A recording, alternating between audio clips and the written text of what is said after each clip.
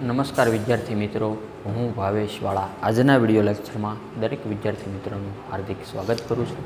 વિષય biology, chapter number 16 પર્યાવરણીય સમસ્યાઓ.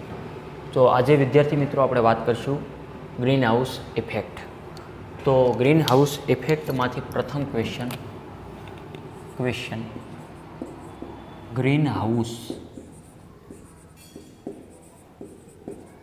શબ્દ શા માટે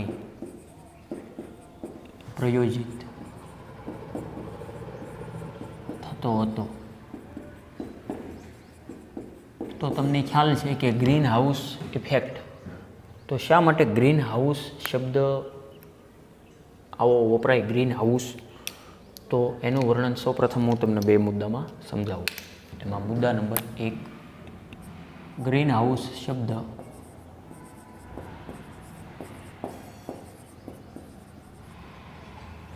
નાના કાચના ઘર માટે વપરાતો કે જેનો ઉપયોગ ઠંડી ઋતુમાં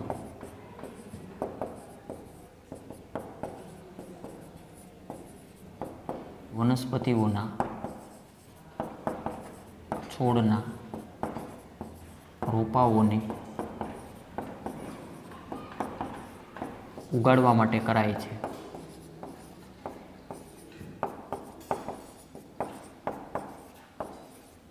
બીજો મુદ્દો, કાચની પેનલ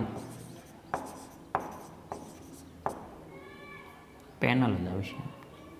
કાચની પેનલ પ્રકાશને પ્રવેશવા દે છે, પણ ઉષ્માને બહાર નીકળવા દેતી નથી.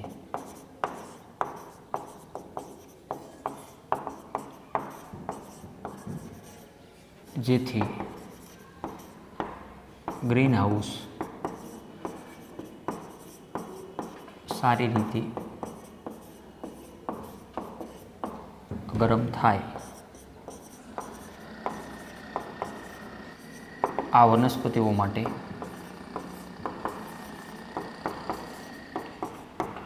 યોગ્ય તાપમાન જાળવે છે.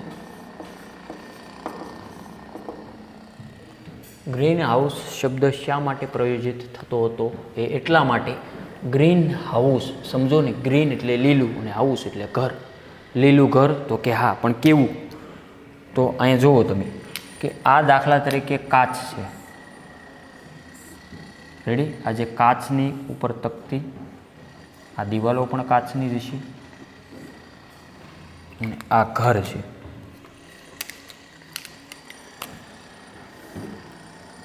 ગ્રીન હાઉસ એટલે લીલું ઘર.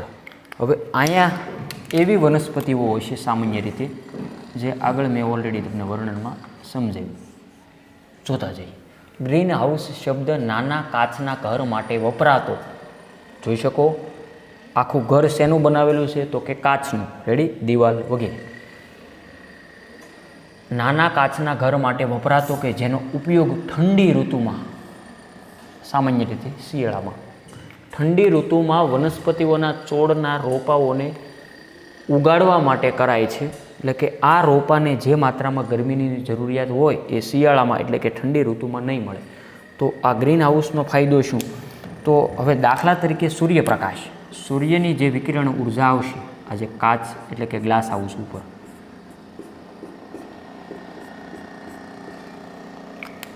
તો આ અંદર ગરમી જે કાંઈ આવે એ અંદર રહેશે, પણ બહાર હવે એની ઉષ્મા સ્વરૂપે બહાર જવા દેતી નથી. અંદરને અંદર વાતાવરણ હુંફાળું રહેશે ગરમ, જેથી વનસ્પતિનો ગ્રોથ સારી રીતે થઈ શકે. ફોર એક્ઝામ્પલ કે આ જે વનસ્પતિ છે એ આવી કંઈક ગ્રોથ થઈ ખૂબ સારી રીતે, આનાથી મોટી આપણે દર્શાવી. આવું બહુ સહેલું, આનાથી સહેલું આવતું જ નથી. રેડી? તો કે રેડી કે કાચની પેનલ પ્રકાશને પ્રવેશવા દે છે. લે ભાઈ, અંદર સૂર્યપ્રકાશને આવવા તો દે છે ને, આવવા જ દે, ઉષ્માને ગરમીને બહાર નીકળવા દેતી નથી. આ રીતની જ હોય આખી સેટ કરેલી, જેથી ગ્રીન હાઉસ સારી રીતે ગરમ થાય અને આ વનસ્પતિઓ માટે યોગ્ય તાપમાન જાળવે. એટલા માટે ગ્રીન હાઉસ શબ્દ પ્રયોજાય. ક્લિયર? હવે બીજો ક્વેશ્ચન જોઈએ, જે હું અહીંથી જ લખી નાખું. ક્વેશ્ચન: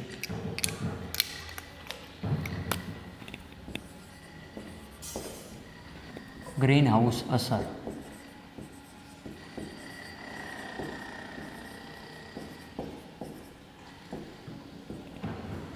ગ્રીન હાઉસ ઇફેક્ટ, બોલે તો ગ્રીન હાઉસ અસર વિસ્તૃત રીતે સમજાવું. આ પણ કંઈ નવું નથી, આગળના ધોરણોની અંદર ઓલરેડી આવી ગયું. તો જોઈએ step by step. Green house અસર શું કહેવાય? ગ્રીન હાઉસ નૈસર્ગિક રીતે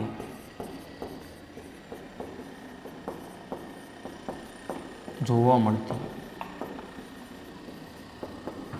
ઘટના છે. તે પૃથ્વીની સપાટી તથા વાતાવરણને ગરમ રાખે છે. જો ગ્રીન હાઉસ અસર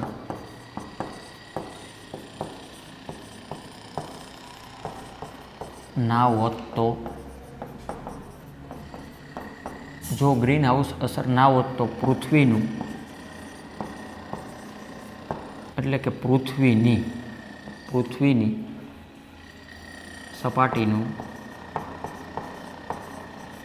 સરેરાશ તાપમાન 15 સેલ્સિયસને બદલે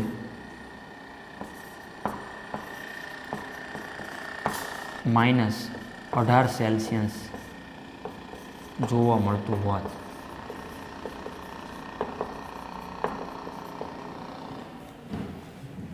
શું વાત કરી? બહુ ઇન્ટરેસ્ટિંગ વાત છે. ગ્રીન હાઉસ નૈસર્ગિક રીતે જોવા મળતી ઘટના છે, જે કુદરતી રીતે.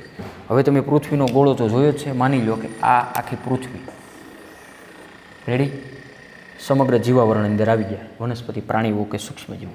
ગ્રીન હાઉસ નૈસર્ગિક રીતે જોવા મળતી ઘટના છે. તે પૃથ્વીની સપાટી પર વાતાવરણને ગરમ રાખે છે. રેડી? તે પૃથ્વીની સપાટી તથા વાતાવરણને ગરમ રાખે છે. જે કાંઈ સૌર વિકિરણ આવશે તો એ અંદર વાતાવરણને ગરમ રાખશે. રેડી? એની ગરમી જળવાઈ રહેશે. ગ્રીન હાઉસ અસર ના હોત તો પૃથ્વીની સપાટીનું સરેરાશ તાપમાન જે 15 સેલ્સિયસ છે એને બદલે -18 સેલ્સિયસ જોવા મળતું હોત. પણ એવું છે નહીં, કારણ કે આ બધી ગોડ ગિફ્ટ છે. નેચરલી નોર્મલી રીતે આ રીતની છે. પણ હાલમાં દિવસે ને દિવસે વધારો થઈ રહ્યો છે. તો તે પાછું માનવ પ્રકૃતિ, એટલે કે માનવ પ્રવૃત્તિને કારણે આવું બધું થાય, તો તે પાછું પર્યાવરણ માટે ખૂબ જ નુકસાનકારક છે. તે પણ આપણે ડિટેલમાં વાત કરીશું. ક્લિયર? તો ગ્રીન હાઉસ અસર વિશે વિસ્તૃતમાં માહિતી આપું. આ એક મુદ્દો. હવે ગ્રીન હાઉસ અસર સમજવા માટે શું કરવું પડે? ગ્રીન હાઉસ અસર સમજવા માટે સૌથી બહારના વાતાવરણમાં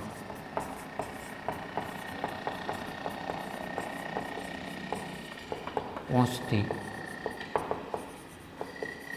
સૂર્યપ્રકાશની ઉર્જાના ભાવિ વિશે જાણવું જરૂરી છે.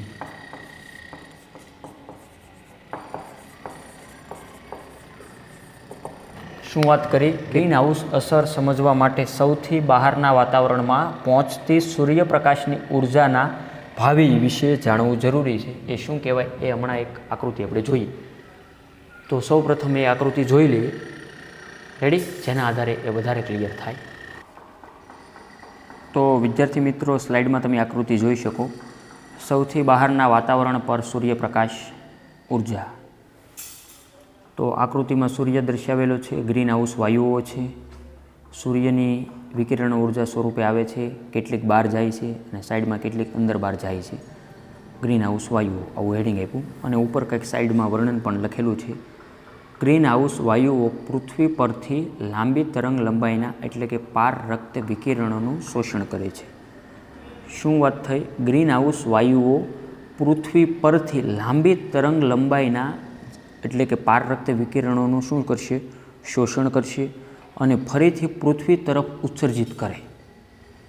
આ ચક્ર ત્યાં સુધી ચાલતું રહે છે કે જ્યાં સુધી પૃથ્વીની સપાટી પર ઉત્સર્જિત કરવા માટે લાંબી તરંગ લંબાઈના વિકિરણો બાકી ન રહે. રેડી? તો આ જે પૃથ્વીની ઉપરની સપાટીનું કાર્ય પણ તમે જોઈ લીધું. તો વિદ્યાર્થી મિત્રો, આ સ્લાઇડ તમારે લખવાની જરૂરિયાત રહેશે નહીં, કારણ કે NCERT બુક્સની જ છે. વિદ્યાર્થી મિત્રો, સૌ પ્રથમ પહેલાં એટલું વર્ણન લખી નાખો. હજી મારે વર્ણન લખવાનું બાકી જ છે. રેડી? તો હું બોર્ડ સાફ કરીને આગળનું વર્ણન લખું. જે લખતા હોય એ વિદ્યાર્થી મિત્રો સૌ પ્રથમ એટલું પહેલાં નોટ કરો.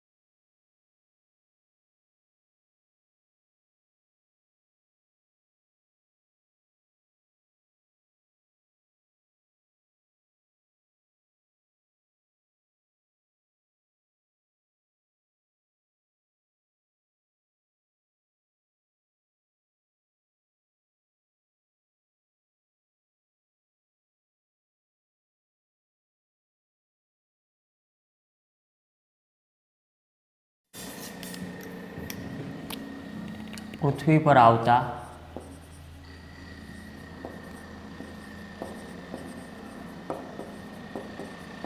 સૌર વિકિરણોના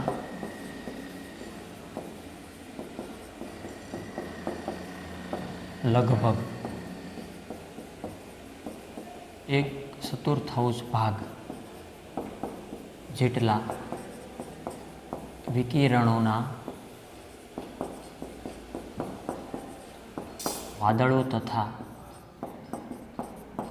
વાયુઓથી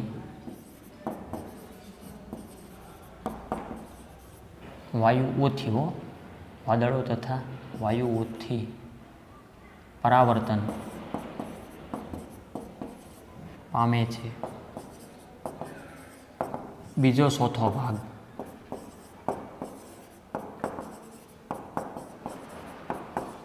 તેમના દ્વારા શોષાઈ જાય છે. પણ લગભગ અડધા ભાગ જેટલા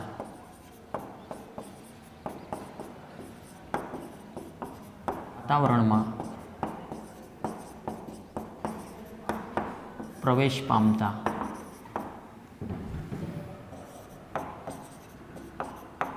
સૌર વિકિરણો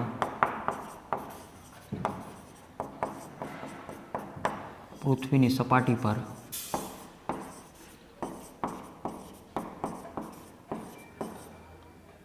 પડે છે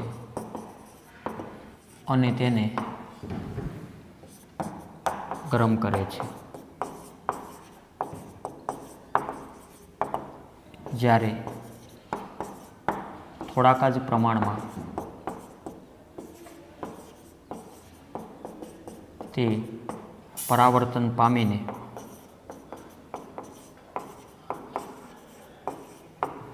પાછા જાય છે.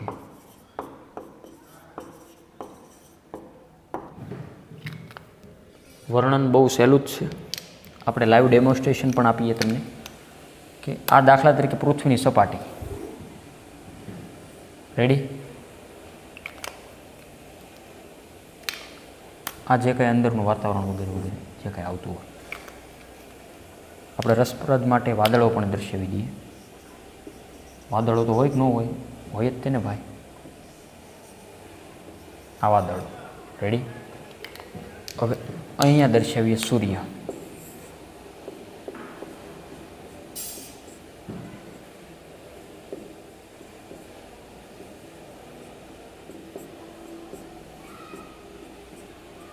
રેડી?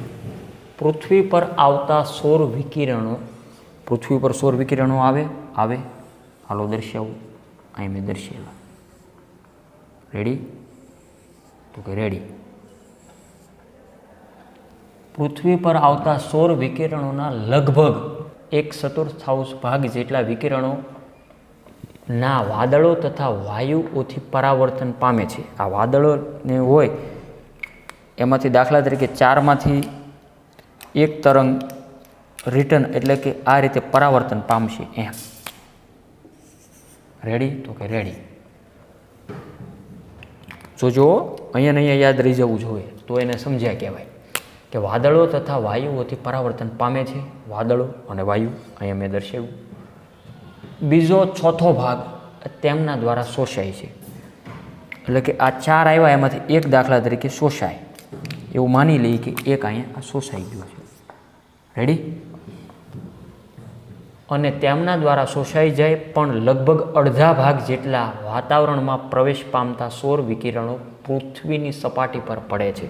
આ બાકીના અડધા જે વિધાઈ હવે પૃથ્વીની સપાટી ઉપર જ તે પડે છે, તો કે પડે છે અને તેને ગરમ કરે છે. આ સપાટીને ગરમ કરશે, મતલબ કે 4માંથી 1 વિકિરણ ઉપર વહી ગયું, 1 અંદર ગયું, અને બાકીના અડધા, એટલે આ બાકીના 2 જ વિધે ને અડધા આપણા 4માંથી ફોર એક્ઝામ્પલ, તો એ પૃથ્વીની સપાટીને ગરમ કરશે, તો કે ગરમ કરશે. આ આખી બ્લુ દર્શાવી એ પૃથ્વીની સપાટી છે. એટલે કે સૌર વિકિરણો પૃથ્વીની સપાટી પર પડે છે અને તેને ગરમ કરે છે. જ્યારે થોડાક જ પ્રમાણમાં તે પરાવર્તન પામીને પાછા જાય છે. એ પણ મેં તમે જોયું કે 1/4 ભાગ. હજી બાકીનું વર્ણન પણ ઇન્ટરેસ્ટિંગ છે, જે આપણે બાજુમાંથી લખીએ. પૃથ્વીની સપાટી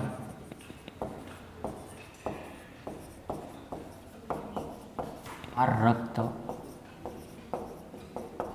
વિકિરણોના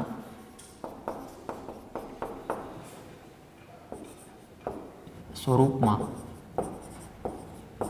ગરમીને ફરીથી ઉત્સર્જિત કરે છે.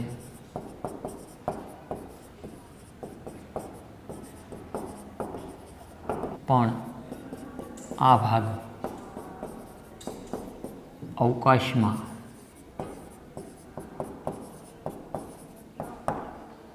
છટકી જતો નથી, પણ મોટા ભાગના પારરક્ત વિકિરણો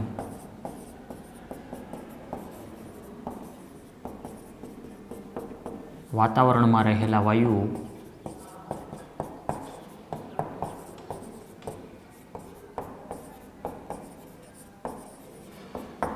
દાખલા તરીકે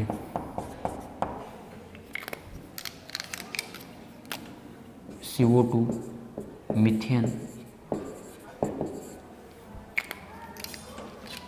વગેરે દ્વારા શોષાઈ જાય છે.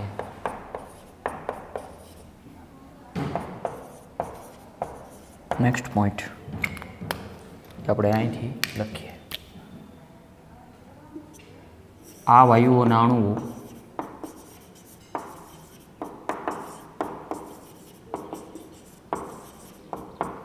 ઉષ્મા ઉર્જાનો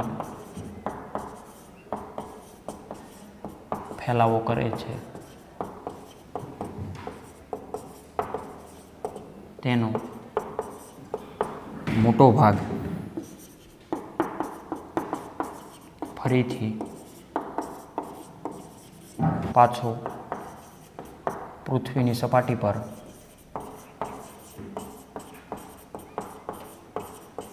આવી તેને ફરી ગરમ કરે છે.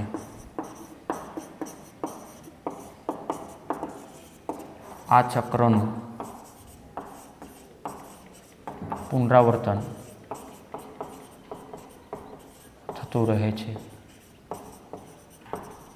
અને ગ્રીન હાઉસ ઇફેક્ટનો લાસ્ટ મુદ્દો આ ક્વેશ્ચનનો. આ પ્રકારે પૃથ્વીની સપાટી અને નીચે રહેલું વાતાવરણ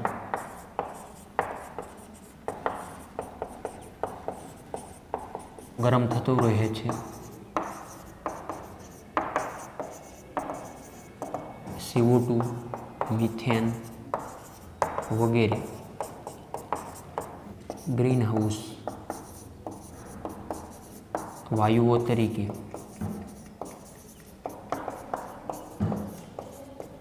ઓળખાય છે, કારણ કે તે ગ્રીન હાઉસ અસર માટે જવાબદાર છે.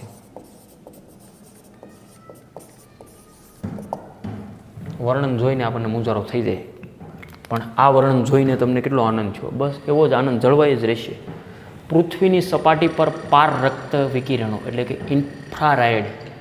ઇન્ફ્રારેડ કિરણો પારરક્ત વિકિરણોના સ્વરૂપમાં ગરમીને ફરીથી ઉત્સર્જિત કરશે. પૃથ્વીની સપાટીમાં જે પારરક્ત વિકિરણો રેડી, આ જે ગરમી અહીંયા શોષણી આપણે જોયું એમ અડધા ભાગમાં આવડા બે કિરણો દ્વારા, જો અહીંયા આ બે કિરણો દ્વારા આ જે સપાટી ગરમ થઈ તો કે થઈ, પૃથ્વીની સપાટી પર પારરક્ત વિકિરણો બોલે તો ઇન્ફ્રારેડ કિરણોના સ્વરૂપમાં ગરમીને ફરીથી ઉત્સર્જિત કરશે. આ ફરી પાછા ગરમી ઉત્સર્જિત કરશે આ સપાટી ઉપર રહેલા ઇન્ફ્રારેડ કિરણો. તો કે ઉત્સર્જિત કરશે આવી ગરમી, તો કે કરશે. પણ આ ભાગ અવકાશમાં ચટકી જતો નથી, પણ મોટા ભાગના પારરક્ત વિકિરણો વાતાવરણમાં રહેલા વાયુઓ, દાખલા તરીકે CO2 બોલે તો કાર્બન ડાયોક્સાઇડ અને મિથેન વગેરે દ્વારા શોષાય. મતલબ CO2 અને જે કાંઈ શું વાત થઈ મિથેન એ દ્વારા શોષાય. અહીંયા માની લો કે CO2 છે અને મિથેન હોય તો આ વાયુ અંદર આવતા રહેશે એમ. હવે અંદર આવે એટલે ગરમીની જે માત્રા છે એ વધવાની ઓફકોર્સ. એટલે કે આ વાયુઓના અણુઓ ઉષ્મા ઉર્જાનો ફેલાવો કરે છે અને તેનો મોટા ભાગનો ફરીથી પાછો પૃથ્વીની સપાટી પર આવી જાય અને ફરી આખી પૃથ્વીની સપાટી જે ગરમ કરે અને આ ચક્રનું પુનરાવર્તન થતું રહે. એટલે વાતાવરણમાં CO2 અને મિથેનનું પ્રમાણ વધે તો ગરમીની માત્રા વધે એમ શોર્ટમાં. અને આ પ્રકારે પૃથ્વીની સપાટી અને નીચે રહેલું વાતાવરણ પણ ગરમ થાય, એ તો થાય જ તે. CO2 અને મિથેન વગેરે ગ્રીન હાઉસ વાયુઓ તરીકે ઓળખાય. શા માટે? કારણ કે ગ્રીન હાઉસ અસર, ગ્રીન હાઉસ ઇફેક્ટ માટે જવાબદાર વાયુઓ હોવાથી CO2 અને મિથેન ગ્રીન હાઉસ અસર માટે વપરાય. રેડી? એટલે કે એના માટે જવાબદાર છે. સૌપ્રથમ એટલી વસ્તુ વિદ્યાર્થી મિત્રો લખી લો, ત્યારબાદ નેક્સ્ટ અને આજના લેક્ચરનો લાસ્ટ ક્વેશ્ચન લખીએ.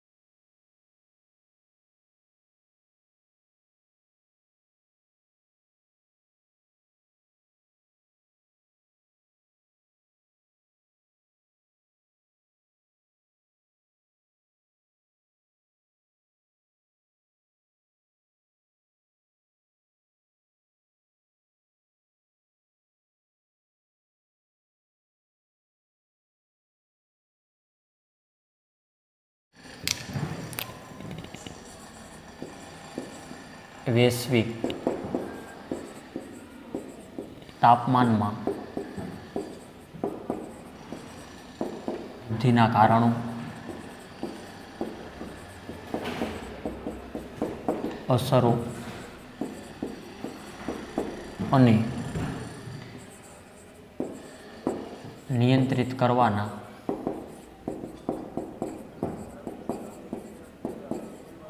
પગલાઓની ચર્ચા કરો. આપેલો ક્વેશ્ચન સમજો. સૌપ્રથમ વૈશ્વિક તાપમાનમાં વૃદ્ધિના કારણો, અસરો અને નિયંત્રિત કરવાના પગલાઓની ચર્ચા કરો.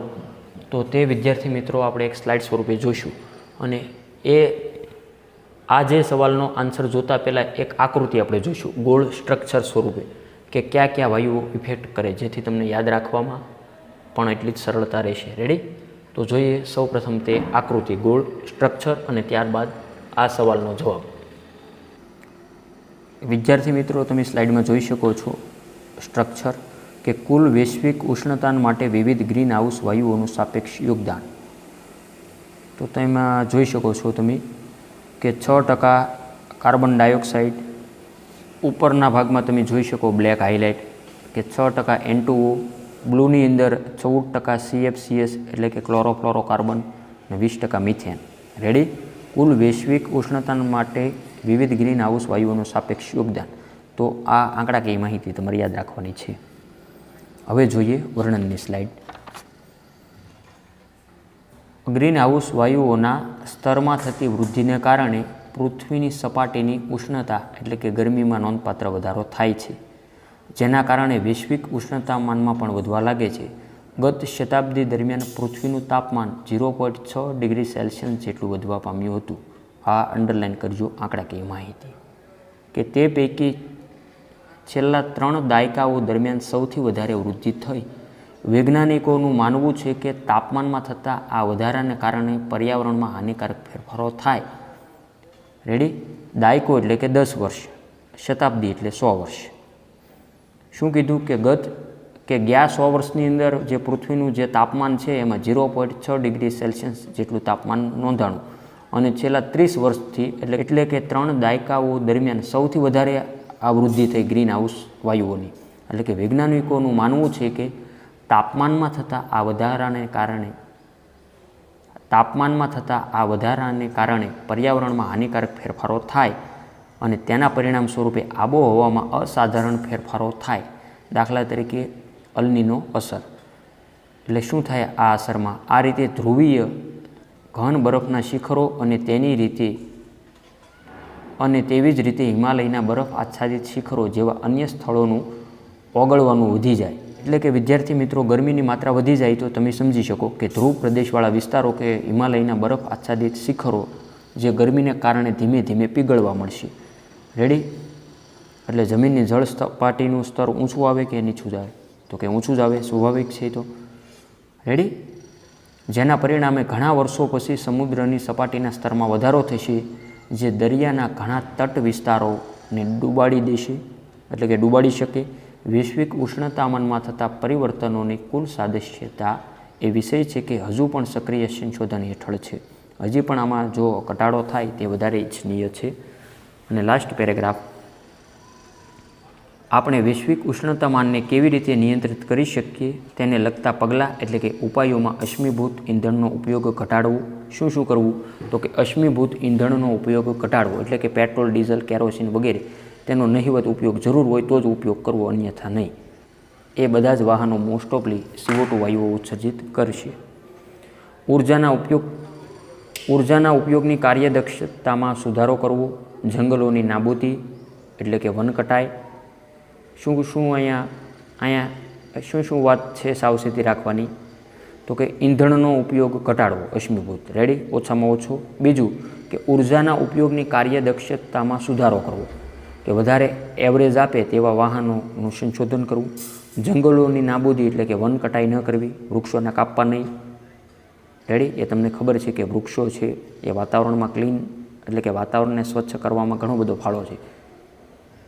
વન કટાઈ ન કરવી પણ ઉલટાનું વૃક્ષારોપણ કરવું. તથા માનવ વસ્તીની વૃદ્ધિમાં ઘટાડો કરવો. માણસની વસ્તી વધશે તો તેની જરૂરિયાત પણ વધશે, જેથી માનવની વસ્તી લિમિટમાં રાખવી વગેરેનો સમાવેશ થાય. વાતાવરણમાં ગ્રીન હાઉસ વાયુઓના ઉત્સર્જનને ઘટાડવા માટે આંતરરાષ્ટ્રીય પહેલ પણ કરવામાં આવી રહી છે. તો એટલા મુદ્દા વિદ્યાર્થી મિત્રો તમારે યાદ રાખવા જરૂરી. તો ત્યારબાદ વિદ્યાર્થી મિત્રો આવશે ઉધ્વમંડળ એટલે કે સમતાપ મંડળ. તેમાં ઓઝોન અપક્ષયનની આપણે વાત કરીશું. તે વિદ્યાર્થી મિત્રો નેક્સ્ટ વિડીયો લેક્ચરમાં ડિસ્કસ કરીશું. આજનો વિડીયો લેક્ચર એટલે સુધી રાખીએ.